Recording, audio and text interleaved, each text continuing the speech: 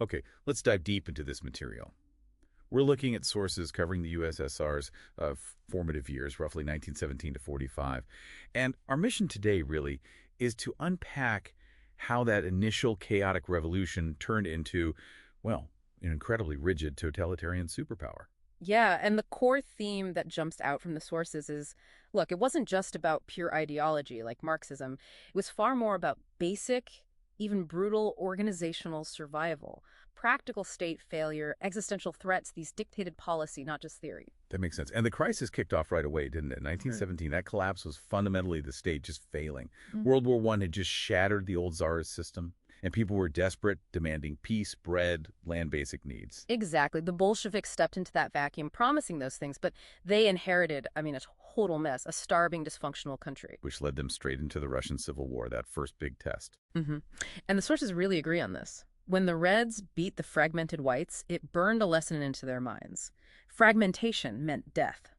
Survival, they decided, required absolute centralization and crushing any potential internal opposition. Okay, so they win militarily, but then, bam, an economic disaster with their first big experiment, war communism. Right, complete state control. And that included the Prodrazvyorska system. Which was? Basically mandatory, often really violent seizure of all farm surpluses, taking everything. And that worked out badly. Catastrophically, it triggered widespread famine, major revolts like Kronstadt. They'd survived the Civil War just to face collapse from, well, their own state failure in feeding people. So that forced a major U-turn, right? The new economic policy, the NEP, in 1921. A tactical retreat. Yeah, the sources frame it that way. It allowed some limited market activity. Peasants could sell surplus after paying a tax in kind. And it worked, at least in the short term. It stabilized things, yeah. Averted total collapse, saved the regime from popular revolt. But, and this is key, it created this huge ideological tension. How so? Well, this fear of capitalist contamination, letting markets back in, even a little bit, and this tension, this contradiction, became a weapon in the power struggle after Lenin died. Ah, the succession crisis. You Yeah. had big names, ideologues like Trotsky. Right. But then there's Stalin, holding what seemed like a boring technical job, general secretary. How did that become the power base? He controlled the paperwork, the appointments. He systematically packed the Central Committee, managed who got promoted, who got moved, where, all across the party machine. He basically leveraged bureaucracy and loyalty over, revolutionary prestige or intellectual arguments. Mhm. That was the pivot point, really, from revolutionary debate to rigid command structure. Gotcha.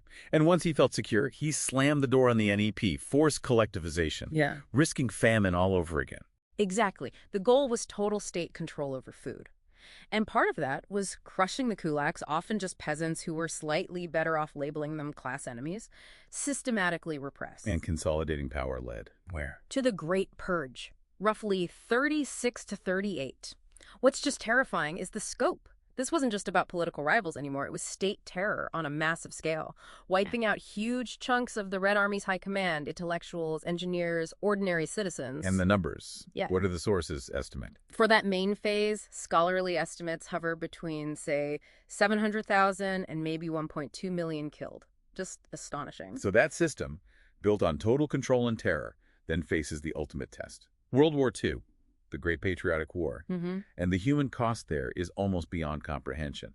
The post-Soviet numbers cite 26.6 million dead, military and civilian. Unbelievable numbers.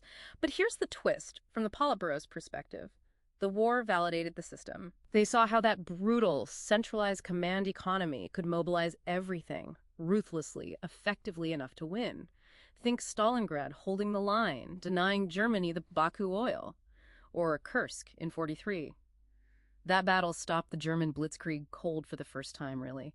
The strategic initiative shifted permanently to the Red Army after that. So the very system that caused the famines and the purges, that same ruthless centralization, was seen by the leadership as the reason they survived and won the war. Pretty much. That's the conclusion they drew.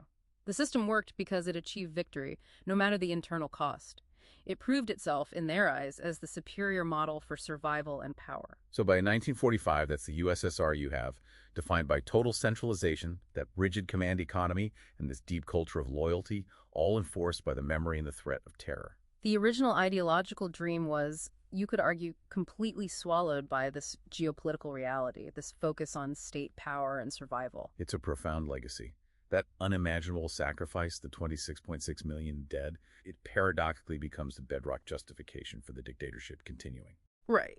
And for projecting power, creating that buffer zone in Eastern Europe, it's the ultimate justification. So here's the thought to leave you with. How does a regime's most horrific tragedy, its greatest loss, transform into its most powerful source of political legitimacy? Something to consider.